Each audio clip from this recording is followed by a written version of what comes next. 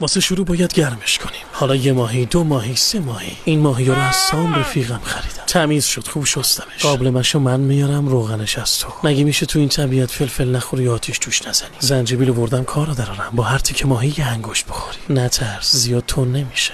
هر کی خورده راضی بوده. نمیدونم چی ریختم، شب کاری کورم کرده. گوشت ماهی لیزه، باید چاکش بزنی. نترس، با تو کاری ندارم ماهی. باید جوری بهش بپاچی که کل تنشو بگیری و تو روغن بخوابونه. چرب میشه، لیز میخوره ولی پختشو در میاره. اینجوری مزهش زیر دندونت میمونه. من آب لیمو رو اینجوری در میارم. تو چه جوری؟ واسه اینکه مزهش بهتر شه باز به گوشتمون سس بزنیم. خوبه؟ من میگم خوب. دوباره قابل منو میذاریم روی تش. میخوام یه چیزی بسازم آخرش بشی خش. ای بابا، کاش تو این طبیعت به جای رپ اومدنمون چیز دیگه‌مون میاد. امشب بلال داریم، تیر و ترکش به راهه. سرشو باید بزنیم تا به تش برسیم. همه میدونن بلالو که میخوری همینجوری سالم میخوری، همونجوری هم سالم. سیر آوردم براتون گرمای لاس. امشب میخوام اینقدر تندش کنم تیری که در میکنی آتیشی باشه.